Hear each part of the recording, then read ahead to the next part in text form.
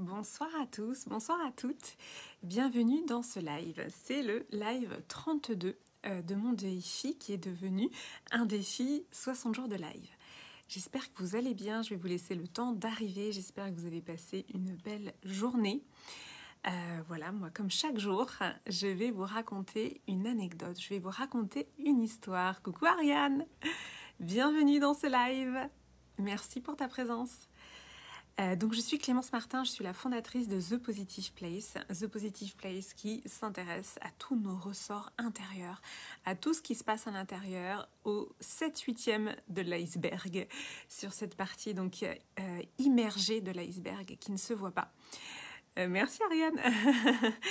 Et qui, voilà, qui ne se voit pas et qui est pourtant extrêmement importante selon moi. Et c'est pour ça que dans ces lives, j'ai vraiment à cœur de mettre un coup de projecteur sur ce qui ne se voit pas justement, de le décortiquer avec vous pour en tirer des enseignements aussi. Hein. Le but, c'est de vous partager ça pour que vous puissiez voir ce qui ne se voit pas habituellement. Et voilà, en tirer des enseignements, des choses qui peut-être vous serviront à vous dans votre vie aussi. Voilà, c'est le but de ces lives. Donc si vous êtes là, faites-moi un petit coucou dans le chat si vous êtes là en direct. Si vous êtes là en replay, mettez-moi le hashtag replay. Si vous ne me connaissez pas, si c'est la première fois que vous regardez un de mes lives, faites-moi un petit coucou, ça me fera très plaisir. Voilà, j'ai toujours beaucoup de plaisir, même en replay, à répondre à vos commentaires et à voir comment ça résonne pour vous.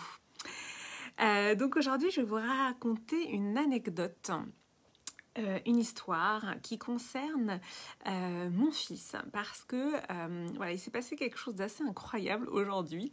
Je n'en reviens toujours pas moi-même. Coucou Marion, merci pour tes cœurs.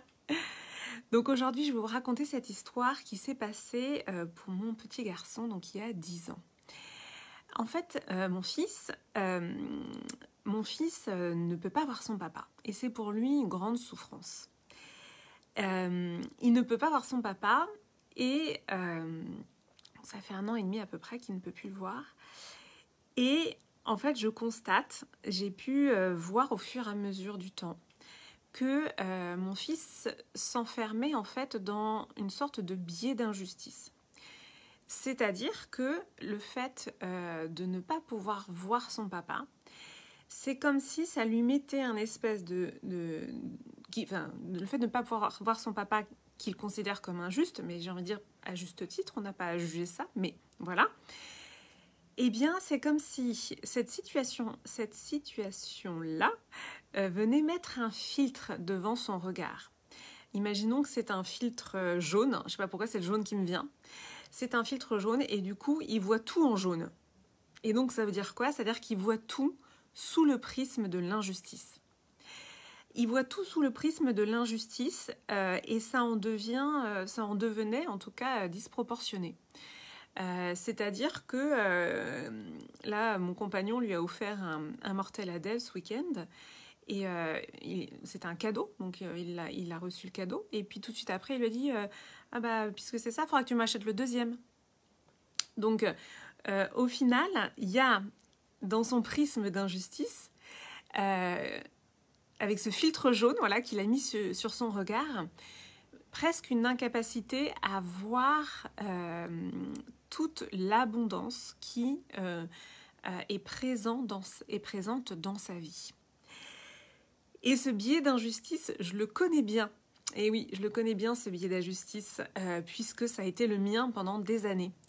Donc c'est marrant de voir comment les enfants, déjà, sont un peu des miroirs de nous, et comment les enfants nous invitent à travailler, évidemment, ce qu'on traverse de plus difficile.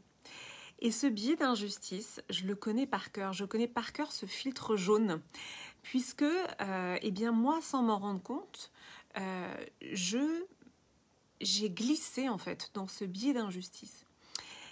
Et ce qui est très étrange dans ce mécanisme de biais d'injustice, c'est qu'il y a un événement déclencheur au départ. Il y a toujours un événement déclencheur. Et moi, c'est un événement déclencheur qui a eu lieu pendant mon enfance. Et en fait, c'est à partir de là que j'ai commencé à considérer que les choses qui m'arrivaient étaient injustes. Et pour autant, je n'étais pas Calimero en tant que tel, donc ça ne se voyait pas. Mais j'avais ce biais d'injustice qui revenait en fait de manière un peu lancinante quand un événement défavorable m'arrivait, dans la comparaison avec les autres, etc. Il y avait comme ça ce biais d'injustice qui revenait quand il y avait une difficulté. Ah bah oui, bah c'est normal, voilà, c'est toujours comme ça, etc. Et bah, je vous le dis en toute honnêteté parce que justement ce qui est très étonnant, c'est que ce biais d'injustice, il est très insidieux, il est très infiltré en fait en nous.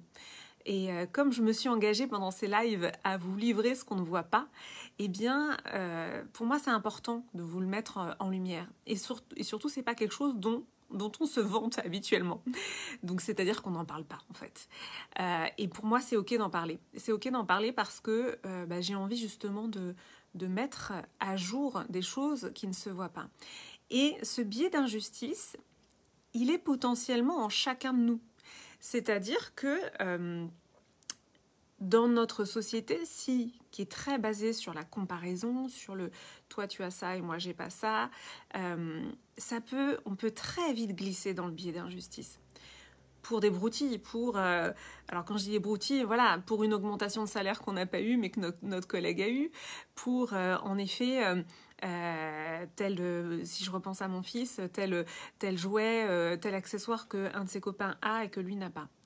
Et on va rentrer dans ce biais d'injustice et encore une fois, c'est une histoire d'honnêteté vis-à-vis de soi-même par rapport à nos pensées.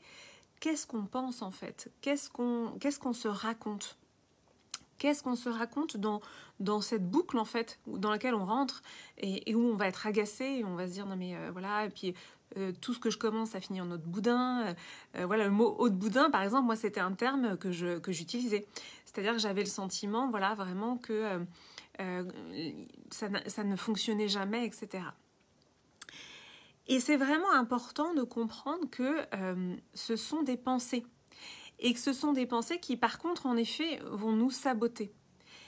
Et là, donc, ce que j'ai pu constater avec mon fils, c'est qu'il rentrait dans ces biais-là. Et il se trouve que moi, aujourd'hui, j'ai guéri ce biais d'injustice. Je l'ai vraiment guéri. Ça n'a pas été toujours le cas, mais aujourd'hui, je l'ai vraiment guéri. Et notamment, il y a un an, quand je voyais mon fils triste, quand je le voyais en difficulté, tout de suite, ça a réactivé mon propre biais d'injustice. Et donc, j'étais dans une totale empathie avec lui. Et donc, j'avais du mal à le consoler, Alors, le consoler, c'est pas le mot que je cherche. J'avais du mal à le soutenir parce que quand je le voyais souffrir d'une situation que lui considérait injuste, finalement, moi, ça réactivait mon biais d'injustice à l'intérieur de moi. Et j'avais les larmes aux yeux et en fait, je pouvais pas lui dire « Mais non, t'inquiète pas, c'est pas injuste, etc. » Parce qu'en fait, j'ai été complètement réactivée dans mon biais d'injustice à l'intérieur de moi. Et j'ai complètement guéri ce biais d'injustice et je vois la différence aujourd'hui puisque aujourd'hui, je suis capable de l'entourer avec amour et de lui apporter ce réconfort dont il a besoin dans les moments où il trouve que c'est injuste. Et je vais vous raconter du coup ce que je lui ai dit hier soir. Donc ce qui s'est passé, c'est que hier soir, il était encore dans un biais d'injustice. La maîtresse est contre moi, les copains sont contre moi, etc. etc. Et en fait, je l'ai pris à part et au moment du coucher, et je lui ai dit « Charlie, en fait, il faut que tu saches que tu n'es pas seule. » Parce qu'en plus, il a souvent peur. Il me dit, bah oui, puisque j'ai plus mon papa, si toi, il t'arrive quelque chose, etc. Donc, il a souvent peur de cette dimension un peu d'abandon. Et donc, je lui ai dit, Charlie, tu n'es jamais seule, en fait. Tu es soutenue à chaque instant. Tu es vraiment soutenue à chaque instant. Et c'est une phrase que je ressens profondément, dont je suis totalement convaincue. On est soutenu à chaque instant. Et ce que l'on vit, il n'y a pas de drame, entre guillemets. Il y a toujours... Alors, c'est un peu compliqué de dire qu'il y a toujours une raison, mais on est soutenu à chaque instant. Et je lui ai fait faire un exercice énergétique qu'on fera sans doute dans la femme solaire, qui est d'aller rechercher l'énergie de la terre et l'énergie du ciel. Et j'ai trouvé ça vraiment puissant de le faire avec lui.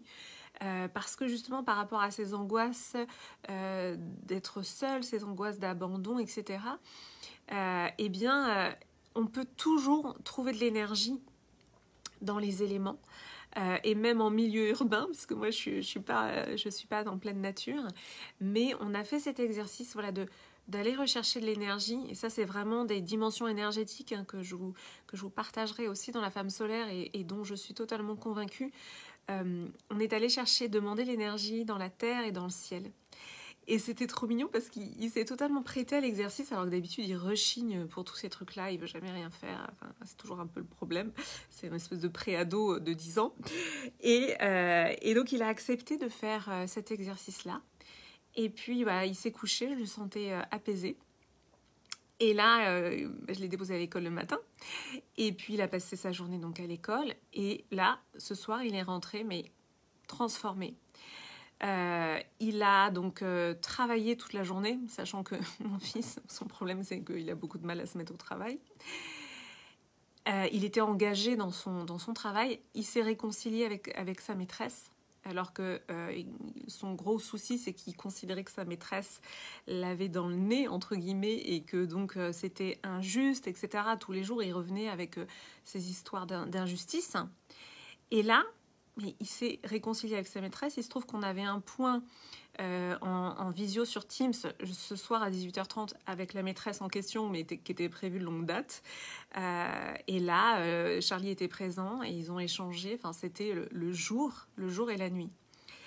Et donc, ça m'a bluffé. En fait, ça m'a bluffé moi-même. Et je pense vraiment que dans cette dimension que moi j'ai traversée de sortir de mon biais d'injustice, eh bien c'est un peu comme j'ai pas de mince, je voulais vous montrer mais je peux pas, j'ai pas d'accessoires. C'est un peu comme cette histoire d'élastique en fait. Quand on a l'élastique, voilà, quand on tire sur l'élastique, vous voyez un peu comme une sorte de lance-pierre mais en élastique.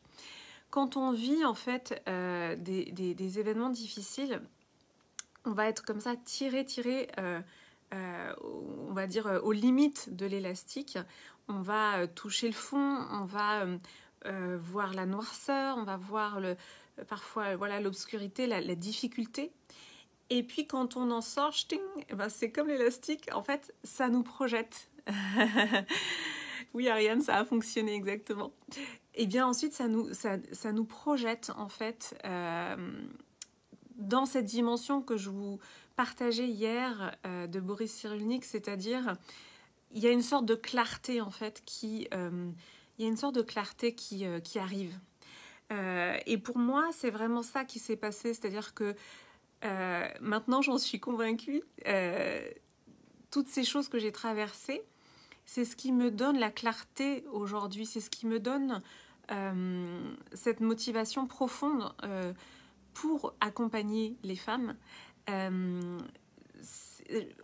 toute honnêteté, voilà, si j'avais pas vécu tout ce que j'ai vécu, mais je serais sûrement pas en train de faire ce que je fais aujourd'hui en fait. Donc pour moi c'est une évidence. Et c'est vraiment ça, c'est que chaque événement, chaque expérience de vie en fait nous apprennent des choses sur nous apporte de la clarté. Si on le voit comme ça, c'est un cadeau en fait. C'est-à-dire que chaque événement nous apporte de la clarté. Et ensuite, ça nous amène cette dimension de contribution. La contribution, moi, ça a été une révélation. C'est pas du tout quelque chose qu'on nous apprend à l'école. À l'école, on nous dit il faut travailler pour être bon, pour avoir un boulot, sinon tu vas être au chômage. Super. À aucun moment, on nous dit déploie tes talents pour contribuer le plus possible au monde. Et pourtant, on est tous interreliés, on est tous connectés. Donc, plus on va creuser nos talents et plus on va pouvoir les partager, plus on va pouvoir contribuer sur un niveau collectif.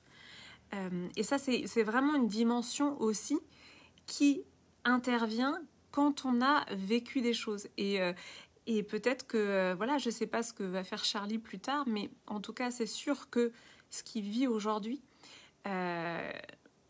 et en tout cas c'est comme ça que je vais l'accompagner, c'est vraiment à chaque étape de lui dire que tout ce que tu vis aujourd'hui va t'aider à contribuer plus. Comment je peux contribuer encore plus?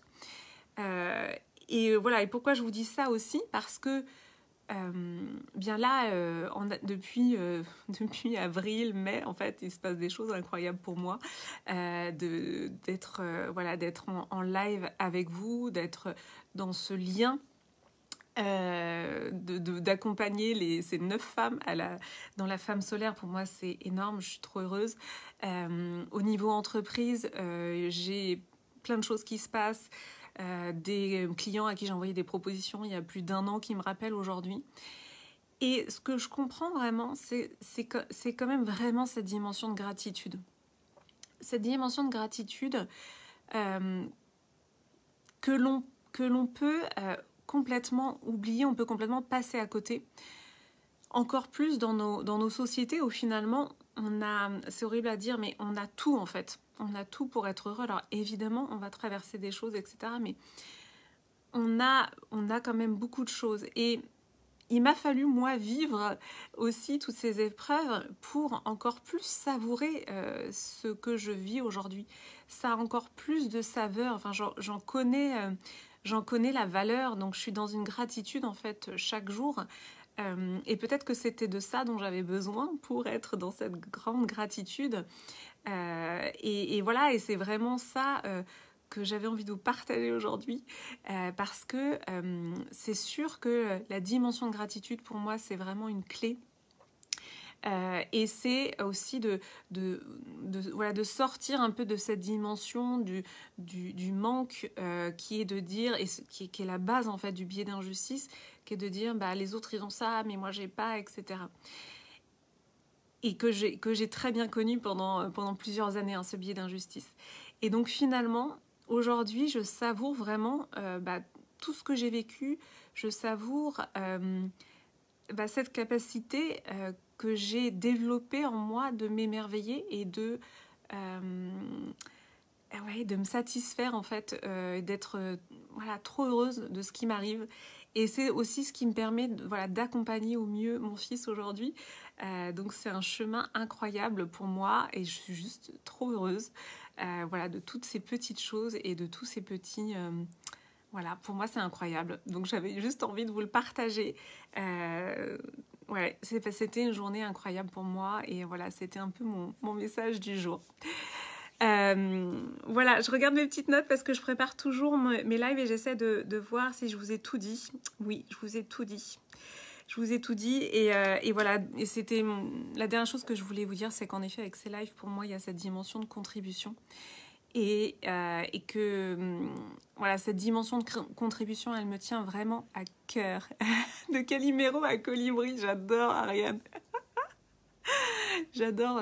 Tu as toujours le sens de la formule de Calimero à Colibri. C'est magnifique. Je vais la garder celle-là. Ouais, vraiment, tu as le sens de la formule. Donc voilà, je vais continuer à contribuer. C'était donc mon 32e live. Demain, on se retrouve. Puisque j'ai lancé ce défi, maintenant on est à un défi 60 jours de live. Donc c'est ma contribution. Je reçois plein de messages de personnes qui me disent que ces lives leur font beaucoup de bien. Et voilà, je suis trop heureuse. Ça vaut tout l'or du monde en fait pour moi. Ça donne du sens évidemment à tout ce que je fais. Donc je suis très très heureuse. Je vous souhaite une très très belle soirée. Oui, d'accord, merci Ariane. C'est en effet, écoute, je te remercie, c'est un beau cadeau. De Calimero à Colibri, ça me plaît beaucoup comme formule.